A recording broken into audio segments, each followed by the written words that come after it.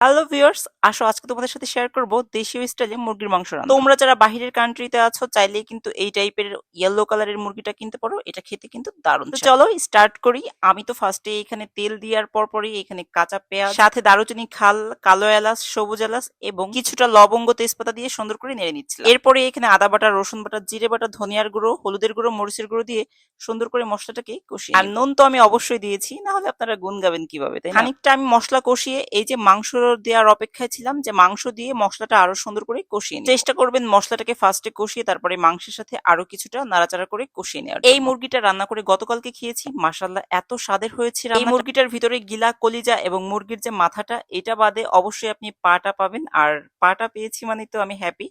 অনেকদিন টানা ১ বছর পর মুরগির পা দিয়ে মানে এই মাংস দিয়ে ভাত খাবো। অনেকটা দেশীয় ফিল হয়েছে। আমার ইচ্ছেই ছিল যে আমি একটু পাতলা করে ঝোল করে এই মাংস রান্না করে খাবো, আলু দিব একটু বেশি করে, তাই দিয়েছিলাম। দেখতেই থাকুন। আমি খুব সুন্দরভাবে কষিয়ে নিয়েছি। আর এই মাংস থেকে কিন্তু পানি বের হয় না। গরুর মাংস, ব্রয়লার মুরগিতেও কিন্তু অনেক পানি বের হয়। এটাতে যেহেতু পানি বের হলো না, আমি হালকা একটু পরিমাণে পানি দিয়েছি। পানির পরিমাণটা অবশ্যই অল্প পরিমাণে হতে হবে, মানে আপনি বুঝতে পারবেন যে আমার মাংসটা ডুবে যাবে না, এই এতটুকু পানি দিলেই কিন্তু enough। আর এটাও কিন্তু মনে রাখবেন, এটা কিন্তু ব্রয়লার মুরগির মতোই কিন্তু খুব তাড়াতাড়ি সিদ্ধ হয়ে যায় মাংসটি। চেষ্টা করবেন পানির পরিমাণ কম দিতে। এই পর্যায়ে আমি মাংসটি ঢেকে দিব। আমার এতটুকু পানিতে খুব দারুণ করে সিদ্ধ হয়ে গিয়েছিল।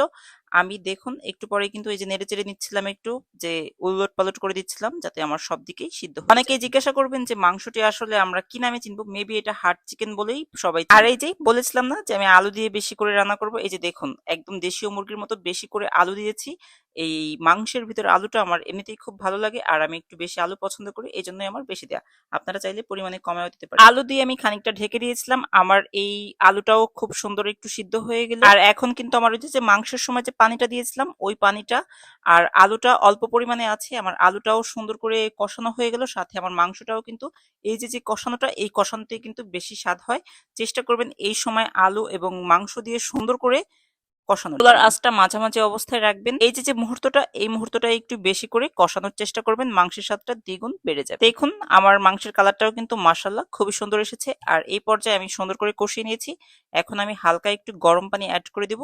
বললাম যে আমি ঝোল খাবো, এই জন্য ঝোলের জন্য আমি যতটুকু ঝোল রাখবো ততটুকু পরিমাণে আমি পানি দিচ্ছি।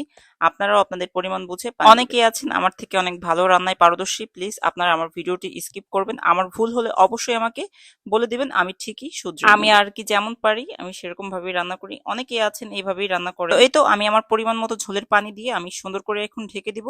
আমার আলুটা হালকা একটু সিদ্ধ হওয়ার বাকি ছিল, আমার আলুটাও সিদ্ধ হয়ে যাবে, আমার ঝোলেও জাল হয়ে যাবে। তারপরে এই যে দেখুন আমার ফাইনাল লুক। আমার ঝোলটা কিন্তু একদম আমি যতটুকু যে পরিমাণে ঝোল রাখতে চেয়েছিলাম আমি ঠিক সেই পরিমাণে রেখেছি। বাইরের কান্ট্রিতে যারা আছেন তারা সবাই এই পাটাকে খুব মিস করেন, বাংলাদেশের যে মুরগির পা। আমি এটা ভালো করে আবারও বললাম, আপনারা চাইলেই কিন্তু এই মুরগিটা কিনে খেতে পারেন, এটা অনেক। আর আমার হাজবেন্ডের জন্য আমি বাটিতে এটা বাড়ছি। বরাবর মতো আমাকে কমেন্ট করেছে খুবই সুন্দর স্বাদ হয়েছে নাকি। তো আপনাদের কাছে ভিডিওটি কেমন লেগেছে অবশ্যই কমেন্ট করে জানাবেন। কিন্তু দেখা হচ্ছে পরের ভ্লগে। আজকের মতো বাই।